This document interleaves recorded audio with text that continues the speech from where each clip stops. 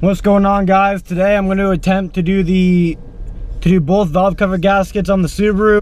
$60 is cheaper than spending $300. So yeah, we'll see what we can do. I'm gonna go pick up the parts right now and I'll come back when I get the car all jacked up and get started on it. All right, what's up, guys? So now we're gonna start on the valve cover. So we're gonna remove the battery, remove the cold air intake, get some lines out of the way, then we'll have access to the valve cover. All right, guys, so now what you gotta do is you gotta remove the two bolts that are holding in the spark plug wires. So we remove these, just one little 12mm bolt, and go the bolts right there. And so you just pull those out. Now we're gonna take out these little ones right here. I believe there's 1, 2, 3, 4.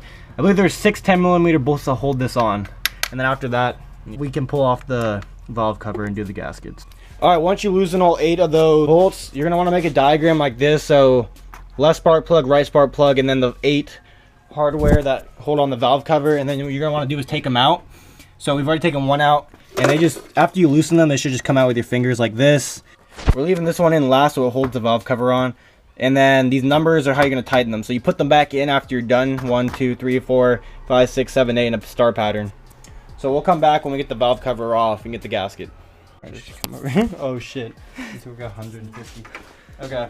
So once you get all of them out, it should be kind of sealed on there. And what I'm just doing is wiping up the area because you don't want any of this dirt getting into your valve cover head area of the engine. So after you get all the bolts out, you got to remove this right here. So you got to pinch this off and release this hose, and this thing should fall out. Take this hose off, take this out, and then we'll come back. All right, guys, so here's going to be the valve cover right here. It looks in good condition. We got to go pick them up from O'Reilly's. So yeah, we got that off. We'll be back when we go pick them up. What's going on, guys? So we got the gaskets. We got some spacers to do the spacing on the, to install the new studs. Got more studs for the rear, brake grease, gasket maker, and more new lug nuts. So we're gonna put those on.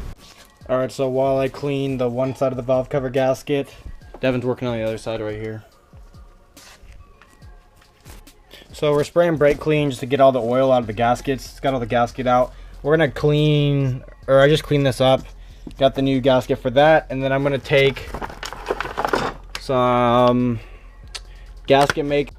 This is where the oil is dripping from. It's the bottom of the gasket. So I'm gonna go ahead and put some of this in there and call it good. And then what we're gonna do is just do the reverse. So we're gonna put it back on, put all the bolts back in, all that good stuff, and then we'll do the other side. Laying down the gasket. So we're just gonna do, this is the top. We're just gonna do the sides and the corners and the bottom. So just lay one nice little thin bead down because you don't want to get too much in.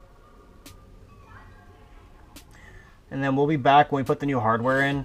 Alright, so as you can see, nice and fresh there. These ones are all crappy and coming apart. You can see, fuck, rubber's like not even on. This one's nice and tight, real good. What's up, guys? So I've already gasketed up both sides.